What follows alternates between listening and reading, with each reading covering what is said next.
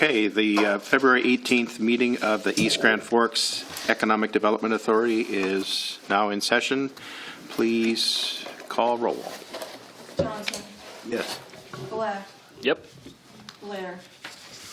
Buckshot. Here. Heck. Here. Randy. Helms. That does determine a quorum. Item number 2, approval of minutes for the December 10th, 2019 regular meeting.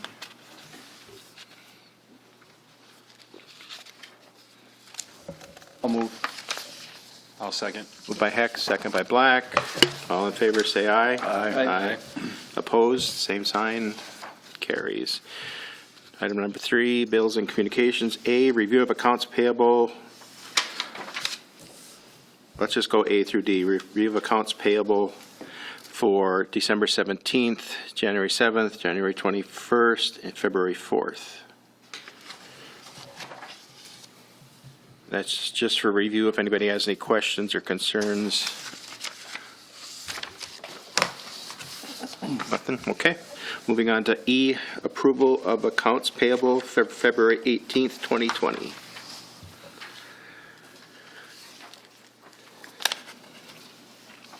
We need a motion for that.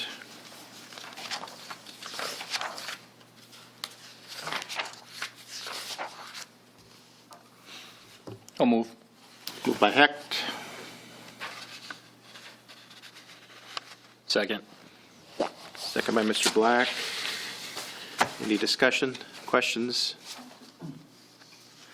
All in favor? Well, we call roll. Johnson. Yes. Black. Yes. Blair. Buckshot. Yes, Heck. Yes. Randy. Helms. approved. Accounts payable are approved. Okay, number 4, reports, delinquency updates. There are no delinquencies. All right, it's always good to hear. B, monthly financial reports. Thank you. I emailed, or I guess Brenda did, emailed the monthly financial reports for, actually it was for the calendar year 2019.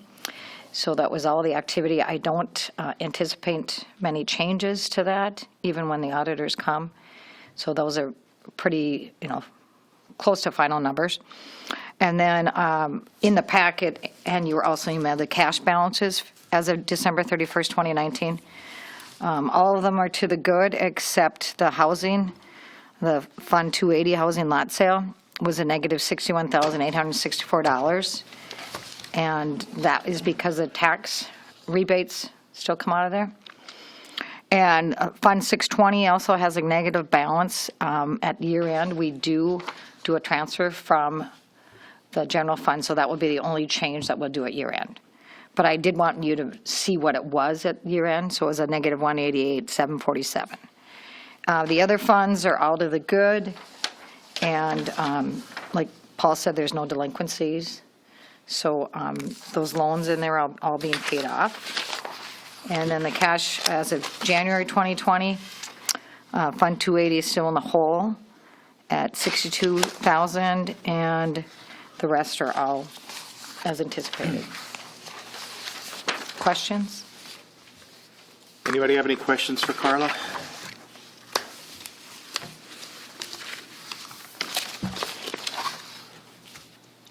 All right.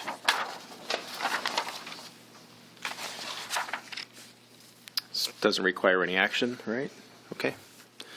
Thank you, Carla. Welcome. Item C, Director's Report. I just want to bring to your attention 2 particular items. The regional market capture keeps moving along. There will be some parts of that will be released shortly, but in particular, what's being identified are the characteristics of the local trade market, and there's some differences between the people who are really local versus those that travel into the community to do some of their shopping. In addition, they are identifying a strategy on how to attract additional sales to the Grand Forks market. Daniel, is there anything you want to add? I think that is No, a real that's- Reader's Digest version. Yeah, I would say the biggest thing is the big differences between people that come from the outside in to spend money compared to people in the community. There is a pretty big difference there. So, Spending habits and revenue, household income. correct. Yeah.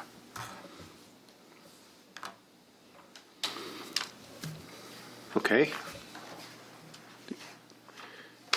The second item is the 2020 Intergovernmental Retreat. We started holding that again last year. This will be the second consecutive. It will start at 11:45 on Thursday, February 27th, at the Fairfield Inn. And you're all welcome. Anybody who wishes to participate is welcome to attend.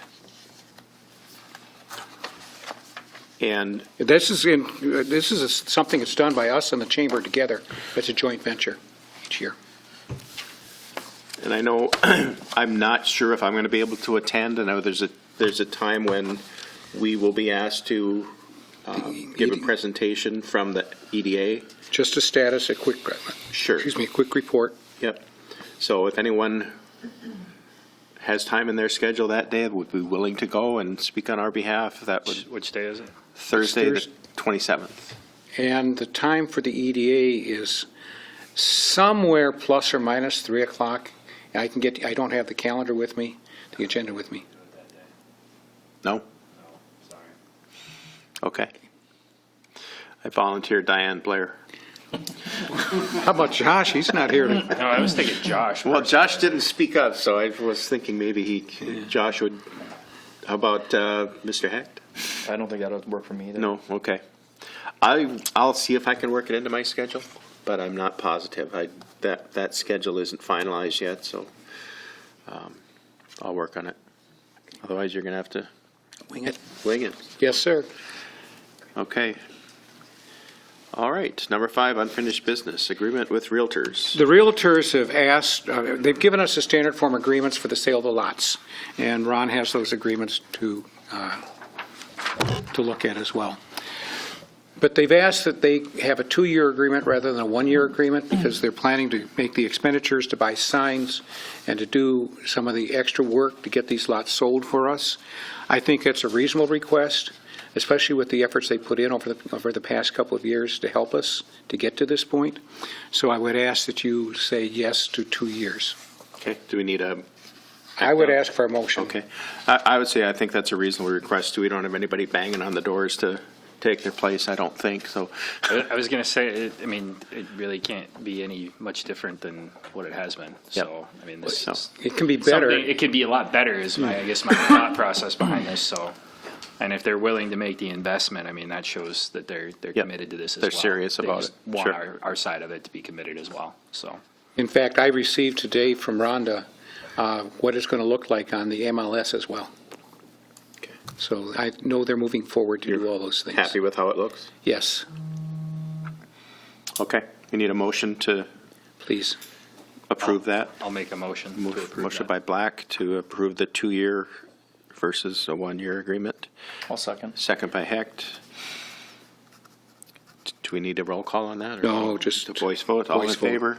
Aye. Signify Aye. saying aye. Aye. Aye. Opposed? That motion carries. Thank you. New business. 6A, AE2S 2019 Analytics and 2020 Agreement. Taylor Corbett. Thank you. I have to introduce her.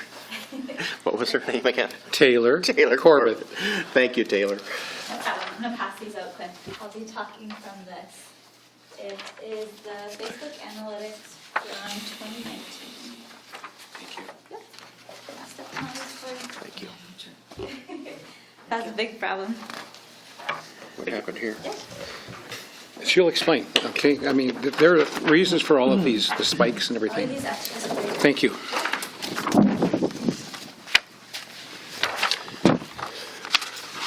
Does it matter which one I use? Sorry. No, No, just make sure the button's up. Okay. So what you have in front of you is the analytics for 2019. So starting last year in January, the Facebook page was fairly new at this point, and then going through the end of 2019. So as you can see, there was 129 followers at that point. There's more today if you were to go look. And so almost doubling what the Facebook account had for followers. And having followers is really important because those are the people that show they're interested in your page and are more likely to see some of the posts and things that you're sharing. You can get a lot of really great analytics. I've just provided high level so you weren't bored. I didn't know what you would be interested in, but if you are interested in anything else, I can probably find it. But mainly it's women, 63% are women, and that's pretty typical across all of the pages that we've worked with. Females tend to be more active on Facebook, and males tend to use their female partner's account. And so it's really not untypical to have that slew. And then a majority of the followers are ages 35 to 44, which is pretty awesome because that's one of your biggest target markets. So if anyone has questions at any time, you can just kind of stop me. I'll go through this fairly quick. Page views are when people are actually clicking the East Grand Forks EDA page to see more. So whether they're searching in the search bar, finding it on other website browsers, or seeing a post and going to there. The highest one was 21, but you can see almost every day people are going to this page to find more information. And most of the people are finding it through Facebook, but this was followed really closely by Google results, which means when people are Googling the East Grand Forks EDA, this is the second option that they're looking for.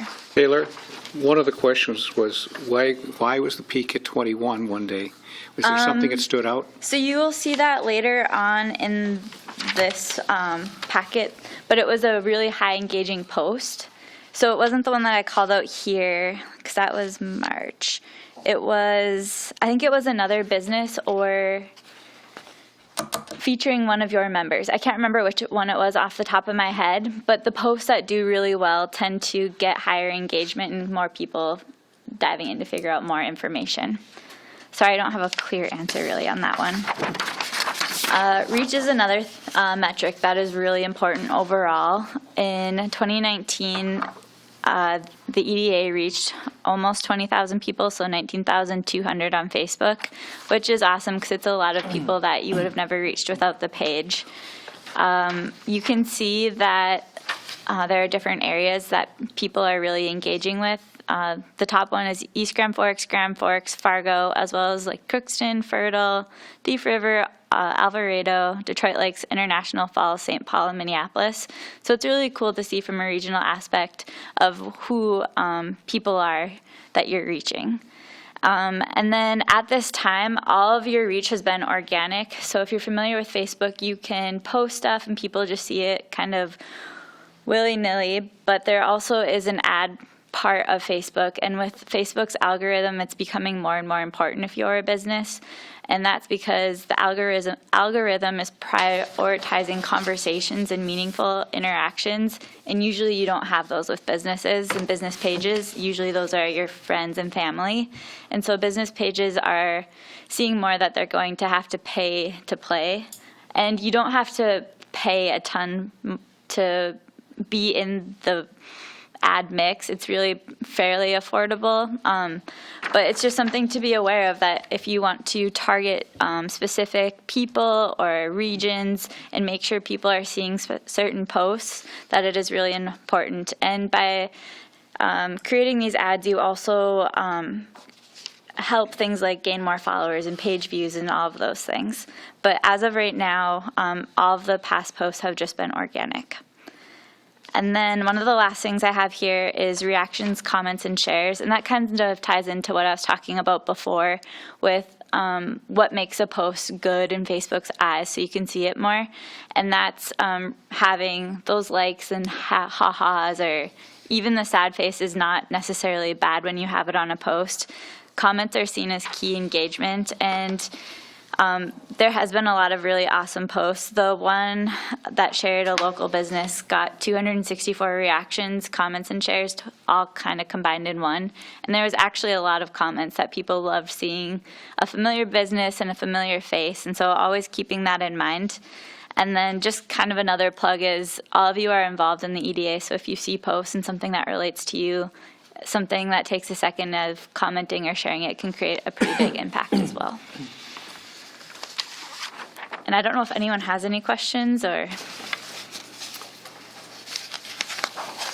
So would you suggest that, now that we have the realtors, that we should pay for some ads for those That's- lots? In the packet is the contract for next year. That includes some opportunities to boost what we're doing and improve our coverage and our range.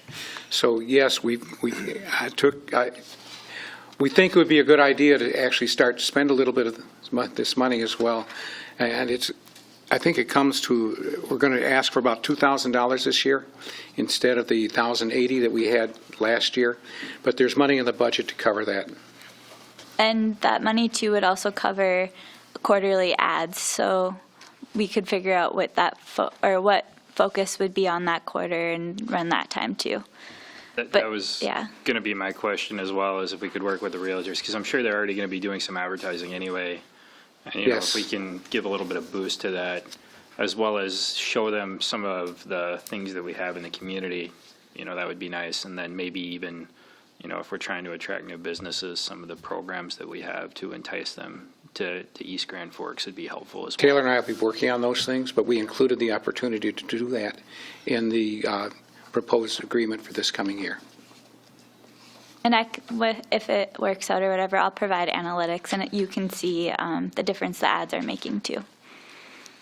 That's the one exciting thing about digital advertising. So I would see ask it. that you vote to approve the proposed agreement for next year.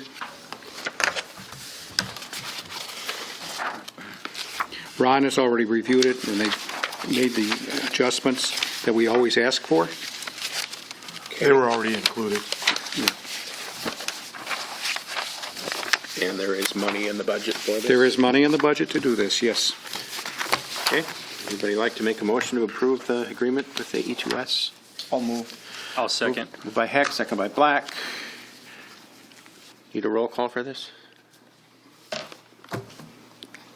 I'm- All in favor signify by saying aye. Aye. Opposed, same sign. Motion is carried. Welcome aboard for another year. Thanks, Taylor. All right. Now you can visit your office sometime this afternoon. Taylor and I were at a meeting starting at 7:30 this morning, and she says she's hardly sat down at her office all day. Okay. We welcome our next presenter, Michelle Christofferson, Thank from my hometown of Crookston. Good afternoon, everyone.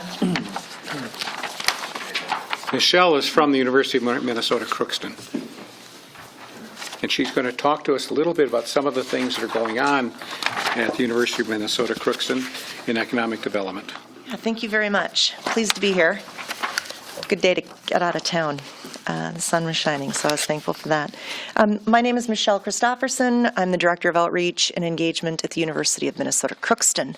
I'd first like to thank the City of East Grand Forks for contributing financially to the Small Business Development Center. The Northwest Minnesota Small Business Development Center is housed on the Crookston campus, and our fiscal agent this year is going to be the Northwest Minnesota Foundation. So thank you very much for that. The purpose of my visit today is to make sure that everyone is aware of the services and the resources that are available through the University of Minnesota Crookston campus. As a land-grant institution, our number one priority is to serve the public good and to assure that students obviously are educated and our faculty continue with research. But we're really strong in the rural economic development component of Northwest Minnesota, and we wanted to make sure that all of the resources that are available are at least in your awareness so that you can pass it on to some of your colleagues, constituents, and other businesses as they come into the city of East Grand Forks. So my colleague Christine Anderson, who is the Northwest Small Business Development Center consultant, my colleague Lee Greschel, who is the Economic Development Administrative Center consultant, and myself have been partnering for the last year in trying to lift up and stimulate rural economic development in Northwest Minnesota, particularly the 12 counties in Northwest Minnesota. So from Polk County all the way up to the Canadian border, and then as far east as Clearwater County. The services that are available are anything from small business plan development, market analysis.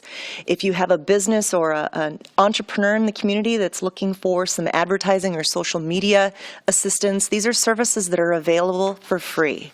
These are services that are offered up through the Northwest Small Business Development Center. And then we also have Lee Greschel, who is our EDA consultant, who's working on different types of research and market analysis, specifically for businesses who may be looking at coming to the community of East Grand Forks or the region and not having those resources financially or the skills able to them to develop these types of market analysis. So I want to make sure that you're aware of that.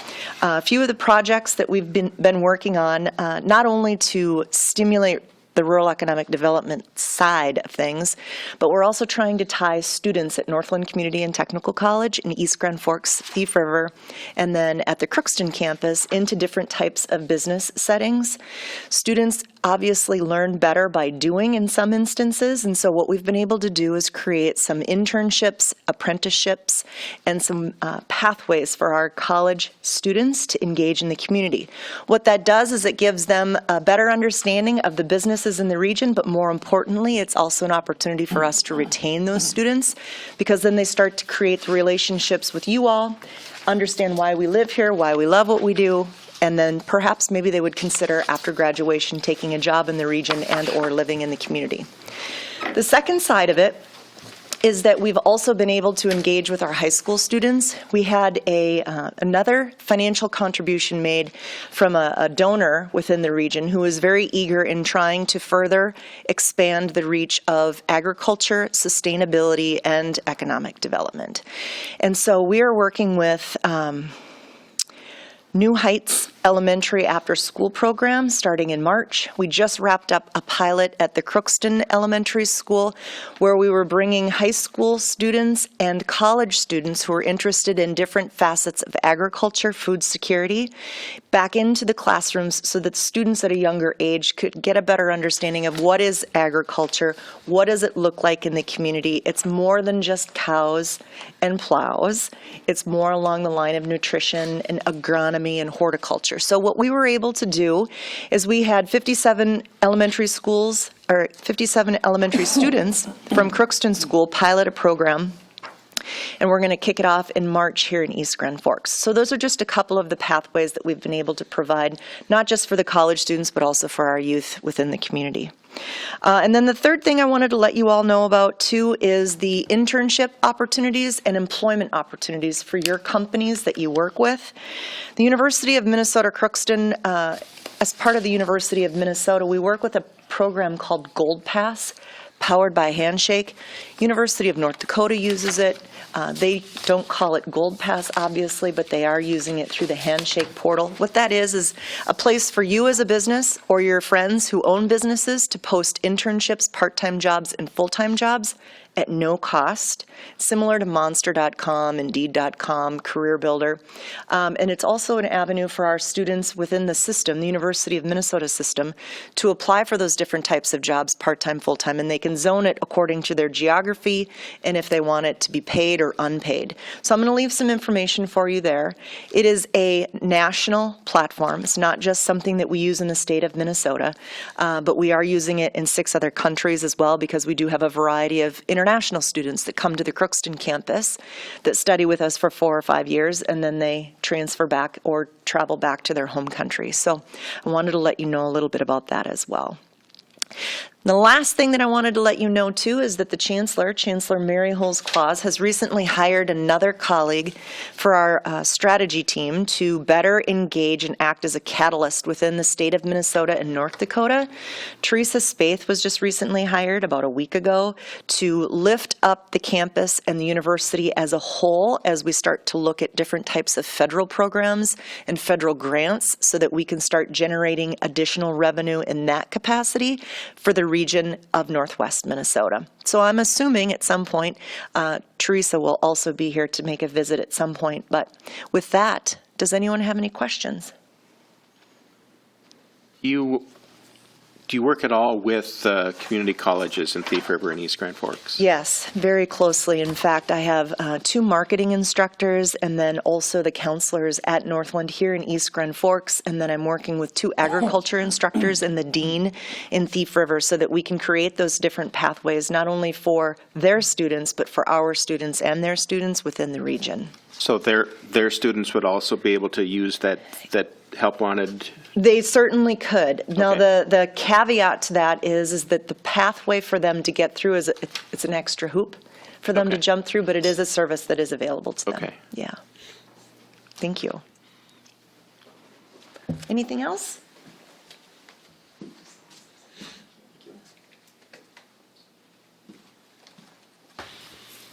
All right. Thank you. All Guys, right. Have a good afternoon. Thank you, Michelle. Thank you. Say hi to Mike. Thank you. I will do so. Thank you.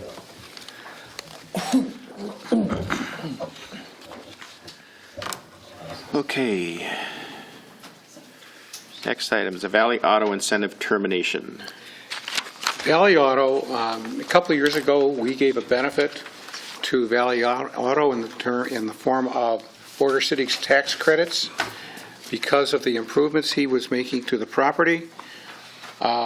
He has now had an opportunity to sell that building and took advantage of that opportunity and has relocated his business. So he's no longer there.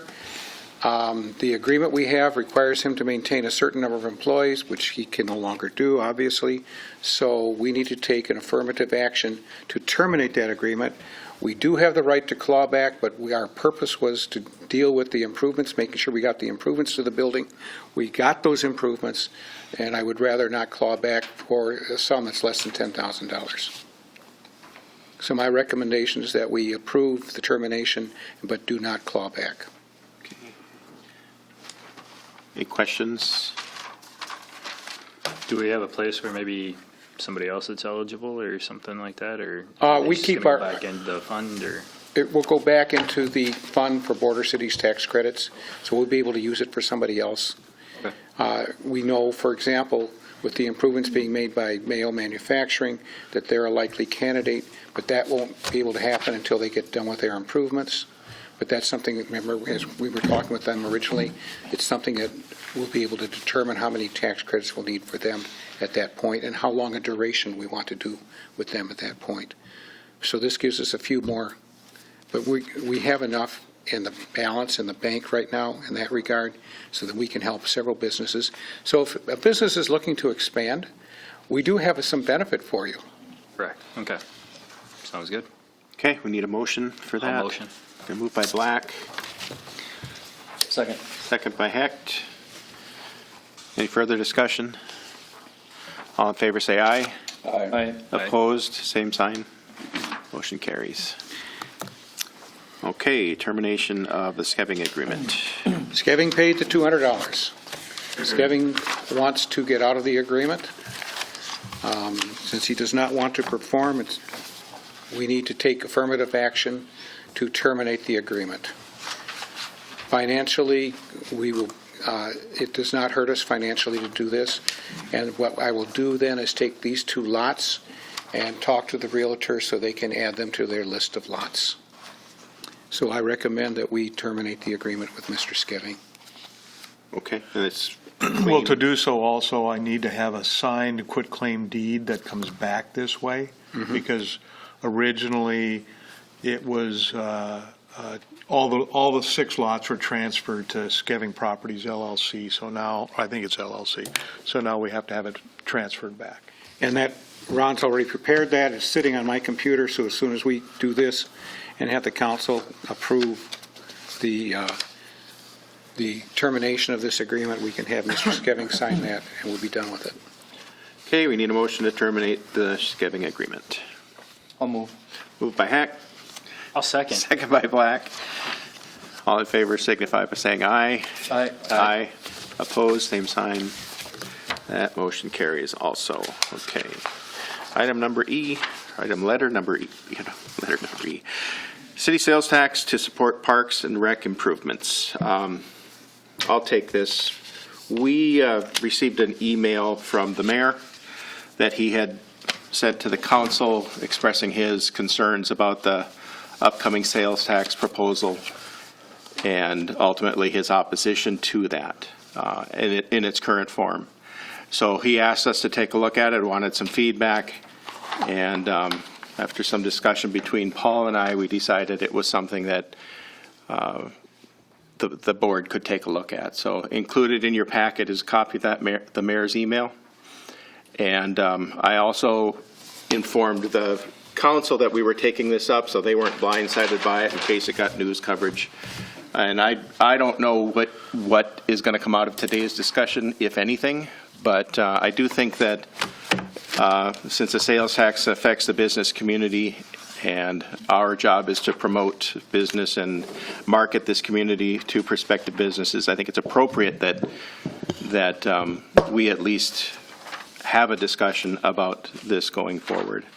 So I'll open up with some of my feelings. I am very concerned. Do you want to have Reed present the proposal, and then you can respond?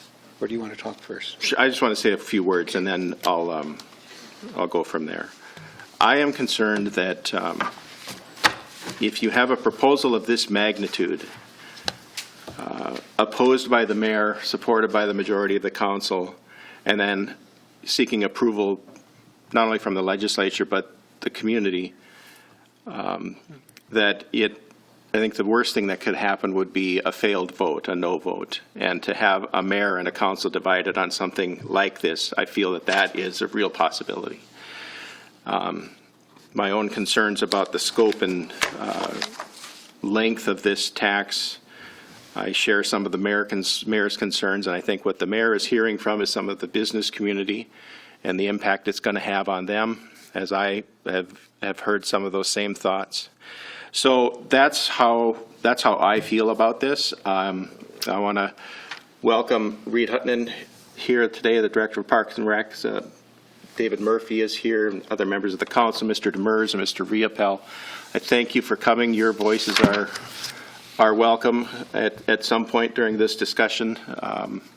So I think Paul is right. I think the first thing we should do is to have Mr. Hutton give us a quick overview for people that may be watching that haven't had a lot of exposure to the discussion about why we need these improvements and what the city is asking the voters to approve.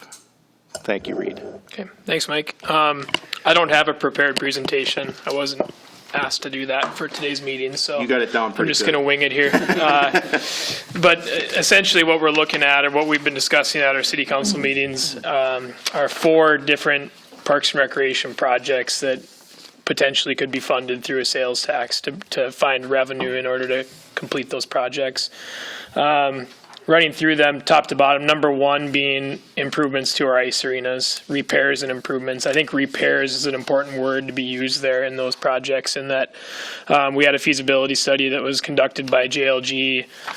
They started that doing the work for that review of our current facilities going back to probably June of 2019 is when they started that work. And ultimately, they came up with a feasibility study, the scope of work that was decided by our city council to look at the potential for expansion of an ice arena to tie a new arena onto the Civic Center.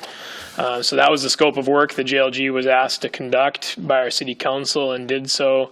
And the review came back to look for about a $24 million project. To include the expansion of the new arena, the repair of this current Civic Center, address all of the code compliance issues, all of the ADA concerns where we're just way behind a building that was built in 1974, and largely a lot of those things have never been addressed through some of the smaller projects that I've done in the past. So to look at that, and then at the same time as that, then look at the VFW arena as a potential to, in one way, make better use of some of the dollars spent and not have to replace the refrigeration system that's there, and repurpose that building in more of as a wellness center or a performance center that would have indoor turf and be a heated facility year round for our residents to be able to go in and exercise. So that was the kind of the number one, the spearhead project, so to speak, that we've talked about. And then as we got into the sales tax discussion and thought if we're going to look at the idea potentially of renewing a sales tax again, that are there any other projects or recreation facilities that could be addressed with that? And that's where the other three projects come in. As the ball field improvements is one that we felt like Stouts Park, being kind of the headliner for baseball in our community, has seen minimal improvements since it was built in the 60s. The Lefebvre Park, the boat ramp, anybody that uses the boat ramp or goes down there for some of the big events we have knows that launch is well beyond its years and needs to be spruced up or fixed up. And really that whole park as a whole, Lefebvre Park as a greater whole, largely a floodplain space right now that has very poor drainage back to the river, has minimal upkeep done to it, and kind of it really is the most visible park we have in East Grand Forks, and it's really just an open space that's under-maintained and not cared for the way we'd like it to be. So that's one we have discussed at the council going back the last year and a half now, with some planning the WSN helped lead us through. And then the fourth project being the Greenway Trails, and that we have a little maintenance fund growing through a $1 a month fee on our water and light bill to fund the overlay of the trails we have currently. But we recognize that fund is not growing at the rate that it needs to be able to fund the overlay of the trails when the time comes for that. It makes about $46,000 a year right now. And our today's dollar estimates are $130,000 per mile of trail to overlay. So it's growing. The rate of the cost of overlay has grown significantly in comparison to the rate that utility fee is getting us in our accounts. So that's where the four projects came from. In looking at that, we looked at, Ms. Anderson and I looked at a bunch of different numbers for potential sales tax, starting with the 1%. That's the rate we have in a current city sales tax that's funding our swimming pool. We looked at a 1.5%, and of course we looked at a 2%. And if we want to fund all four of the projects kind of as they're described through the feasibility reports that we have, in order to be able to do it in terms of less than 30 years, the 2% sales tax really is the only option that gets us the revenue we need. And that would be, in about 25 years, we would have the revenue needed in order to be able to fund all four of those projects. So that discussion took place largely at city council meetings, starting really, earnestly in probably late October and leading through kind of the end of the year and into January, recognizing that we have a different order of events that we need to follow as a city if we want to try to institute or a vote for a sales tax than we did when we did the swimming pool project. If everybody remembers, when the swimming pool project was done in 2016, our community voted first on whether or not we wanted the sales tax to go into place. And then once we voted yes locally, then we sent that intention to our state legislature, asking them for approval to allow us the 1% sales tax for that project. Since that time, the state has reversed the order on things, and the reversal of the order was that now they want to see all of the potential sales tax proposals in front of them before the community votes on it. So we had to work in a little bit of what even I think we feel like, not to speak for the city council, but I think even from the city council's perspective, we worked in a little bit of reverse order than what we would like to on this, in that we had to send our intentions to the state by January 31st. Our intention to have a vote during our general election in November of 2020 this coming November for some of these projects. And so the council approved at a January meeting that 2% sales tax, so all 4 projects were included with that. So that's what was sent. You have that packet in your packet. The information that was sent along with the resolution was sent to the state legislature. They have it. Their tax committees have it now. And subsequently with that now, we know that we want to really engage our community in some public feedback and some community forum type settings to get a better idea, because we didn't have the time to do it between October and December, to get an idea from our community on the 4 projects that are being discussed, and what is the community's appetite for them, and how much money, if at all, how much money would you like to see spent? What sales tax rate is something that you think that you could be livable with for yourself? So we've got a bunch of those meetings scheduled, the first one being this Thursday night. And we're hoping really that can be something that can be a driving force to bring back to the city council this spring still, with more information and more thought from our residents on what the sales tax could look like, if anything at all. So that's my short, long version. Sure. I had a couple of questions. In the mayor's email, he talks about 4 separate ballot initiatives. So is there going to be 4 questions on the ballot if you go forward with all of these projects? Yeah, again, that's another part of the bill that was, the statute that was changed at the legislature last spring, is that, yes, it would be 4 separate ballot questions instead of just one broad-ranging ballot question. Okay. I find that difficult to get for voters to get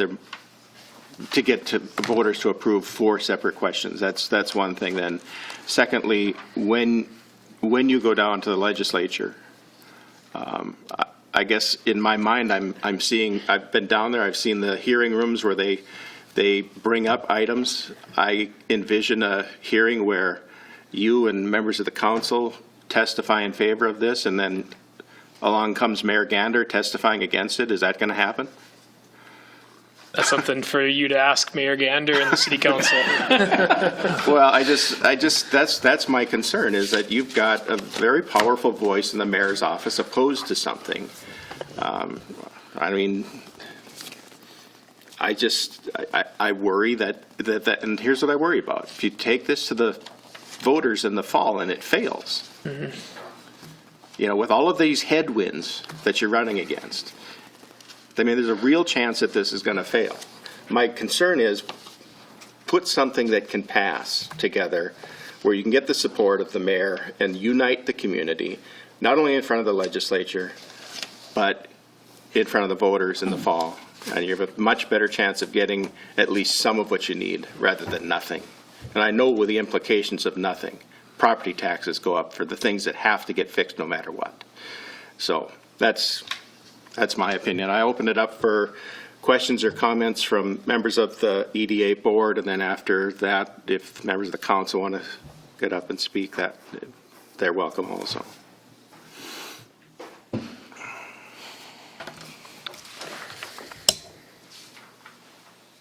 I have a question. Being that we're economic development and we're in tune with the business community here, has anybody reached out to us in terms of, potentially having a 10% sales tax? In competition, it really does put us in a different position compared to Grand Forks. I've had one person speak about it, but the business community, from what I understand, Reed, correct me, the expectation is the business community will be talked to in the future too. Is that correct? Yeah, that would be our expectation, is through the next couple of months with these community forums, is that would happen. Certainly the help of the Economic Development Authority would be great to have help participate in those conversations. I heard you're going to reach out to the chamber and maybe they can do an event where this is the topic of discussion. And yeah. So I think that is, I've paid attention to the council meetings and watched all the presentations, and I think the one thing that council and the city should get credit for is that this is going to be an open process with a lot of gathering of input from the community. It's not something that's being done behind closed doors and shoved down their throat. There will be plenty of time and opportunity for that to happen, and so. And it's far too early at this point for the EDA to say, yes, this is great, or no, this isn't great, or some compromise is appropriate. But it's a lot of individual comments that will come and be put together to come to the final version of whatever may go to the voters later this year. Yep, and, just from sitting on the capture committee and everything, one of my concerns would be is having that higher sales tax rate, and, especially with the trends that we're seeing with bringing people in from the outside regions to spend money here in the community. That would be something that I would think we should be considering at least. And as that report comes out, I'm sure that's something the business community will also be looking at. If I may, Yeah. I would hope and that at the point when the meetings are held with the businesses, that the EDA may want to sit in on those meetings. I think that would Members of the definitely be EDA. something I'd be interested in sitting in on. One of my questions on this report, though, so when I was reading through the economic impact, I just want to make sure that I have this correct. So looking at Project 1 to Project 3 and discussing the economic impact, we're expecting that those are equal? We're expecting to see the same revenue come in, and maybe I'm misunderstanding the economic impact, but the same tournament impact can be expected with renovating the baseball and softball fields as compared to the other facility? I mean, is that what we're trying to compare here? I'm trying to figure out, because to me it just sounds like Project 3 is going to have a really good impact. Project 1 is going to have a really good impact. They're both going to be equal, but one is significantly less than the other one. I don't know if I understand your question. Just, impact summary here. By bringing in more tournaments, we're going to see the same economic impact for the baseball field upgrade that we are for the hockey expansion. Is that right? That's looking at it on a per tournament impact. On a per tournament impact? That's what this Okay. graph looks at, is if you're going to have a tournament come to town that weekend, that's the direct impact. So how many Estimated. tournaments do we typically hold for baseball? I mean, what's the ratio between baseball and hockey? And Yeah, softball? there's more likelihood to have more tournaments in hockey, certainly, than there are in baseball. Okay, I just want to make Because sure that there's I'm more understanding weekends that. available. Right, okay. I think if I may, can you, for example, the Bay Park, there are tournaments involved in there too, but not nearly to the number of, like, say, hockey or baseball tournaments, but we do have fishing tournaments there. There's that Cats Incredible, they do have that Wednesday Fishing League, those type of things, but they're not, maybe not to the size as, like, say, a hockey tournament, but they do. I just want to make sure in the Greenway Trail, we don't necessarily have tournaments, but there are quite a few events throughout the year that do utilize the Greenway Trail, and we have Frozen Feet, there's marathons, those type of things that bring people to the greater Grand Forks area as well. I just, But I believe you're right, that there are certain ones that will generate more than others. I think is that what and you're saying? that's kind of what I'm thinking here too, is I was just making sure I was reading this economic impact, because, most people are not going to read through a full page long. They're going to look and they're going to go, oh, $24,000 or $24 million compared to 2.5, and see, oh, well, this is the same. I want to make sure that we're noticing that there's going to be far more hockey tournaments and things going on, and it's per hockey tournament. That's good. That's my thought, so. Carla? A couple points. I guess the other point on what you're talking about there is that there's also no place to rent a baseball field between, I think it's Fargo and Bismarck are the closest, so we are looking at renting that out, especially in the early spring, when nobody else's fields are available. The other thing, when you talked about 10%, it would be at 9.125, which is close to 10, but the pool would be done, so that would be sunset, so that would go away, go back to the 7.125, and then it would be 2%, a new 2%. So it'd be at 9.125.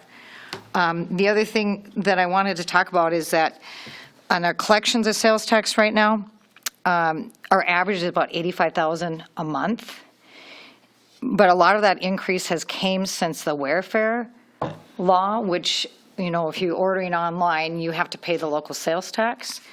So in the 6 months since that has started, the average is at $11.5 thousand. just from that new airfare. So people, we don't have a lot of box stores in East Grand Forks, but we do have more people buying online, and those people are paying the local sales tax if they live within the city of East Grand Forks. In our estimations, we haven't put any numbers in for inflation. So it's at 85 for the next 25 years. And that 2% we figure will be done in 25 years with no inflations and no increase for any sales or other costs. So I just want to make sure we are all aware of that. And if you have any, finance questions, I'm here to answer those, so. Members of the council, if anybody wants to speak, please move up to a microphone. We can maybe make another point. The mayor is not against the project. He is for the project, just not in the entirety of the project. So to say he's totally against it and that we're at odds, we're in discussion. That's how it works. We work, we deal, we get back and forth, and we come to an agreement. That's what we're looking for here. Yep. We haven't stipulated that it's 1% or 2%. That hasn't been decided. That's all up for discussion. It's up for what we decide to do. We're not making the decision. The people should make the decision here, not us. Of that sales tax, let's keep in mind, 40% comes from town, the other 60 comes from the surrounding region. With that, that means they're bringing their dollars to our community to spend. That's a good thing. The all-purpose facility, for our community, that's going to help sell some of these 50 lots that we haven't sold that we still have out there available. People are going to see that as an amenity to the community. That's also a positive. From all this thing, I draw a lot of positives from it. We just have to come to a final conclusion as to how we're going to do it. What we sent to the legislature was the best thing we could, going for the gold, all-inclusive, to say, hey, we need to get this done. We need to get it through. Then we can come down from there. We can never go up. Right. So if we have a $20 million project when we're done, that's $20 million. It's not a $32 million project. The other thing we have to look at is the amount of interest saved by going to the 2% is enormous. What did we figure on that? It's about $7 million. Yeah, so we're going to, for the difference between 1.5 and the 2%, is that we get to spend like $8 million at $6.7 million cost. It's actually on, we don't have page numbers on it, but it's on the financial considerations. We did put that in there. So, and then you actually get to pay for it sooner, and the sunset is done sooner. So I guess, would a business rather have 1.5% for 30 years or have a 2% for maybe 20 years? That's something that has to be discussed. My response to that is they're going to see what we did with the pool, and now, so they're not going to think it's going to sunset. They're going to think there's another project coming down the pike after this one is done. And that makes common sense. So, and I agree with you, Tim, that we need to find ways to make this an attractive community. We absolutely do. I don't know if there's anything we can do to suddenly turn around and, increase the rate of growth of this community just because we upgrade our facilities. I don't think that's realistic to think that's going to happen. I do know this, though, that our businesses have a tough time competing with businesses across the river. We're a border city.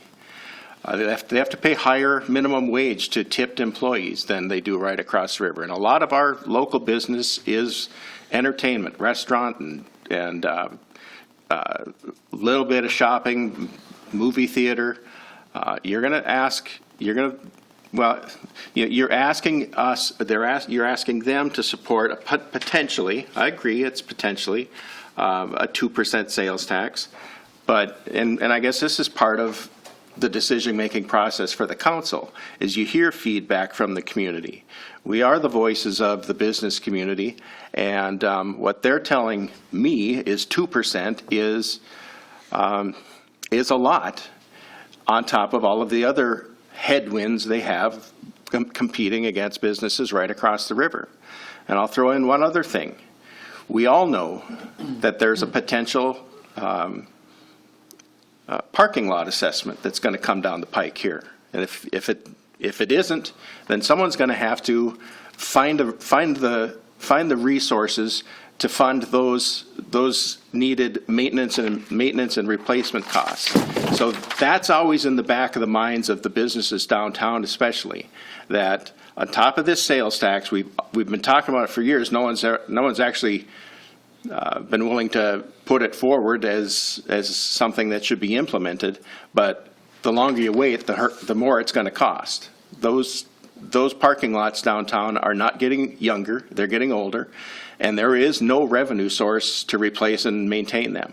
So on top of that, and this 2% potential sales tax, that is the concern that I am hearing, the mayor is hearing. And we all know that these are very good projects. You know, I've been a Greenway advocate. I got grandkids in baseball. You know, all of these things are needed and desirable, but there is a limit to what we can do all at once. They're revenue builders, several of them, though. What's that? They are revenue builders. They will bring extra money into the community. If we look at, we talked about the sales tax difference between Grand Forks and East Grand Forks. Let's keep in mind that they have a 100-year horizon on theirs. It's not a 10-year, it's not a 20-year, it's a 100-year. And they can increase it at any time. Sure they can. But that's 100 years. And when you did look at these projects, I know that was a question that came up, and it came up with the city council and what other projects are coming. And we have the building maintenance fund, so our other buildings in the city are actually in good shape. And talking to Reed, he, doesn't even foresee anything really in the park area after these are done, besides minimum maintenance. So when we did look at these, we did look at, where this would put us in the future, what other things would be coming, and we did not have a lot of discussion of other things that are needs that are coming even in 20 years. And that's why they're all put in there what our needs were, so that we wouldn't have to do another sales tax in 20 years. It's pretty hard to predict what's going to happen in 20 years. Exactly. But and then the pool was the first one. Most of us won't be here. The pool was the first one we ever did. Yep. And it's worked out well. Reed can tell you about the participants in there and. I haven't personally talked to business owners in the community on their thoughts or feelings on it myself. But I think the biggest thing is that we need to make sure that everybody has all the needed information to make their informed decisions. Just you look at the standpoints of to make everything ADA compliant, which is going to have to be done, like you said. If everything failed, there's going to be money that's going to go on to property taxes then to upgrade everything to ADA compliant. And I don't even know if that's something that a lot of people in the community know, that that's part of this whole project as well. That's going to come through a sales tax then. That's going to come through revenue brought in by events from people coming rather than get attached to our property tax. That's one thing I know that we don't want to see is property taxes continue to rise in the city the way that they already have. So I think for one is that it's just a matter of, I think a lot of people have gotten the perception that this is a hockey project because you hear the most about the rink, but it's not. And in a sense of everything, it's a community project. The VFW is going to be able to be used for a lot of different sports that are going to benefit from it, that are going to be able to use that as an indoor facility, whether they're practicing, playing games, or it's their season and it's raining so they can move indoors and still continue to practice. And that's the one thing that I will be talking to more people and finding out if they have all that information rather than making a rash decision just based upon if they're not involved with hockey that they don't want it because they have nothing to do with hockey. I think there's many different facets of the project that need to be looked at. I, for one, there's part of it that I'm not for, and that would be all the work going into LaFave Park. I think that floods will wipe that out immediately right away. So, you know, I look at that going, do we really spend the money on that? But a lot of the other project I do believe in. I do believe it'll drive things into the city. Hopefully, like Tim mentioned, it'll sell lots that we've been sitting on for 20 years on the north end and bring more people into the community, showing that we have the amenities for the community, for youth activities, and to grow the community in itself. But the other thing I also think about, and I don't necessarily know, but you know, I know there'll probably be a huge undertaking for fundraising that'll try to be done. If things like that are done, will that potentially decrease that sales tax on either the percentage or the amount of years? Yeah, that's would certainly be the intent. We certainly expect there to be a fundraising avenue of any of these projects, whether that just be through local fundraising and or naming rights potentially, and that'd be the idea that whatever that number is just brings down the length or the term of the sales tax. You know, because I know that, you know, the mayor in his email advocated for that he doesn't want the 2%. He would like to see the 1%. You know, I just wonder in my mind, because I don't have enough information or know yet either, that if there is enough fundraising and naming rights done, is there a potential to bring that down to a 1% over so many years? And, you know, and those are things I think that are a lot of unknowns as well. But, you know, I look at it, I, for one, I've been involved with hockey for a long time. I coach hockey, and we travel around communities and all over. And as far as tournament aspects, you do see a lot of the multi-rinks around the state of Minnesota now, and where tournaments are being held. And then I, for one, when I'm in those communities spending my money, I can honestly say I've never looked at a receipt and looked at what their sales tax is and how much more I'm paying in sales tax, because I'm now in that community. I'm there for my kids, and they're enjoying it.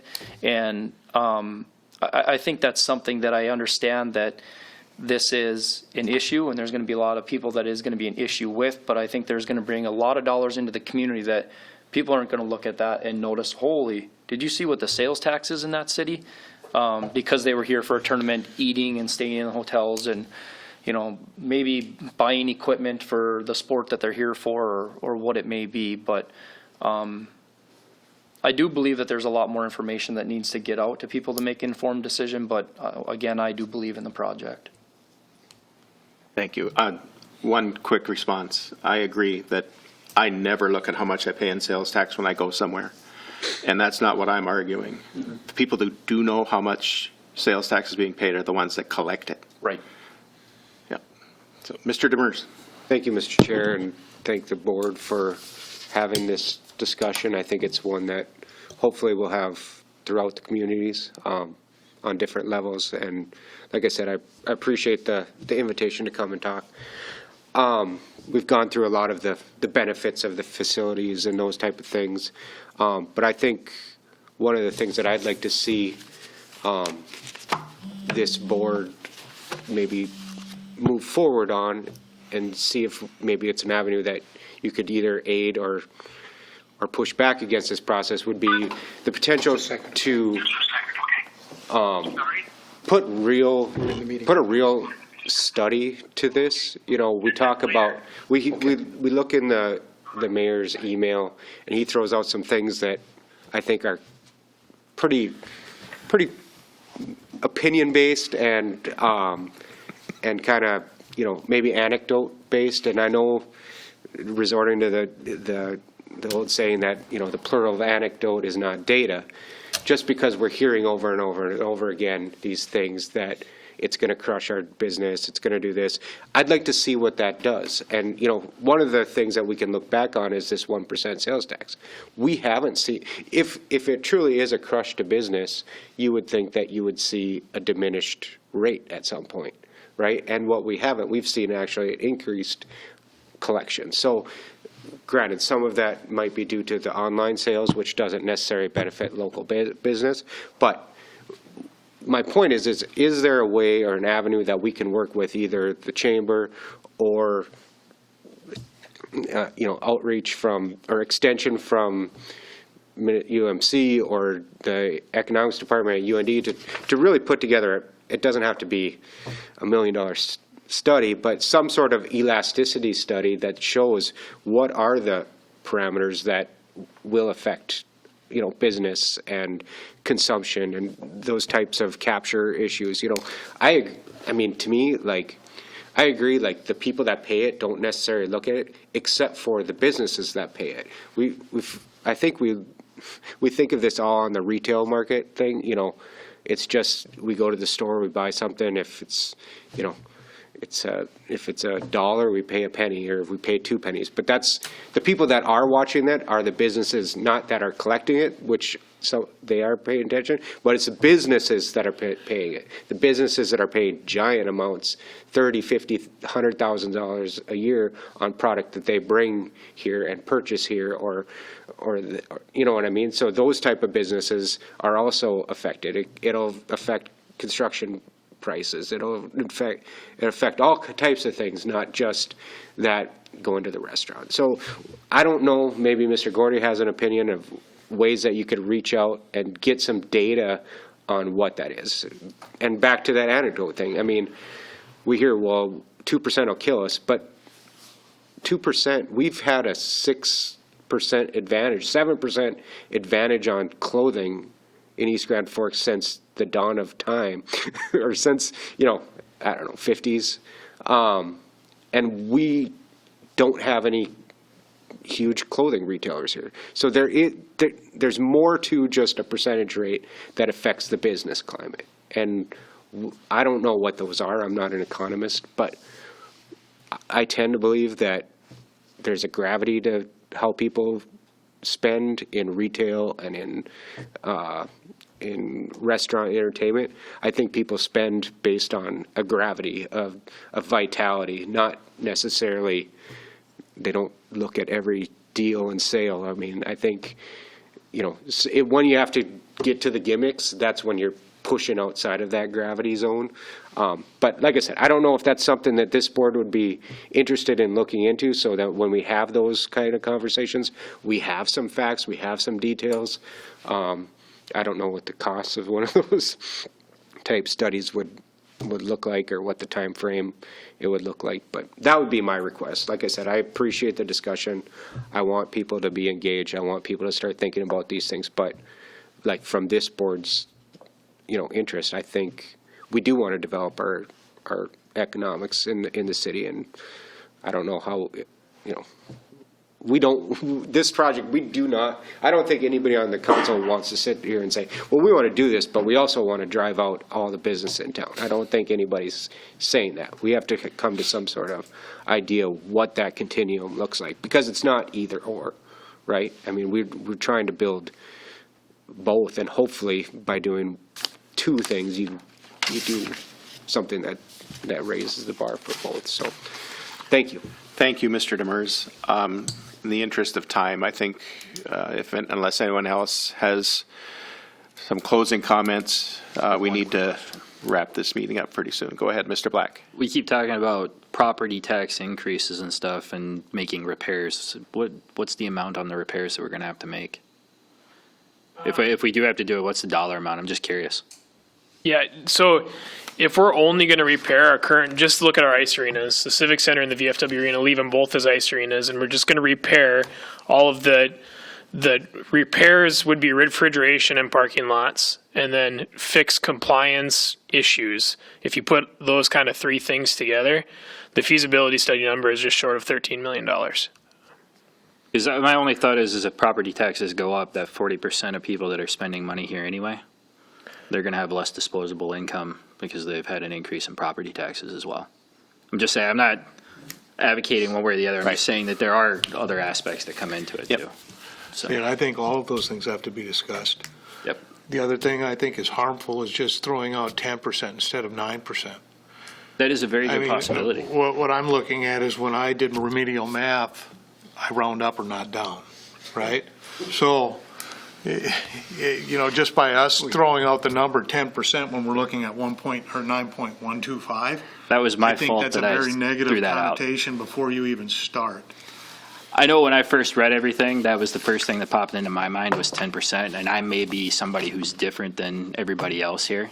But I know that when I go and I look at sales tax, that's actually one of the things I do look at, especially when I'm traveling around the country and I'm planning to go to places, not necessarily for vacation, but for business.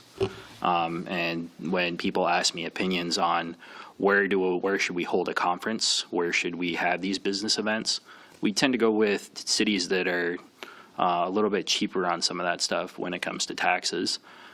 We don't have a whole lot of rental cars here, but in this portion, but that's just something that does get a consideration for me. So, Great. Thank you all for coming. Mr. President? Yes. If I may, Reed, would you make sure that you let me know so I can share with the EDA when you're going to be meeting with the businesses? Okay, thank you. Thanks. All right, next item, Forks Home Show. Forks Home Show is only going to be 2 days this year. It's going to be the Saturday and Sunday, the 28th and 29th of March. So if you look at your calendars now and see if you can think about your availability to help those 2 days. Are they doing a dinner Saturday night? They're not doing the dinner anymore. Okay. I So- might do Sunday instead of Saturday this year. Okay. So just If think anyone about wants it. to volunteer to help out and man the booth for any time during that weekend, that would be welcome. I'll be gone. Conveniently gone. You want us to ask them to rearrange it just for you? All right.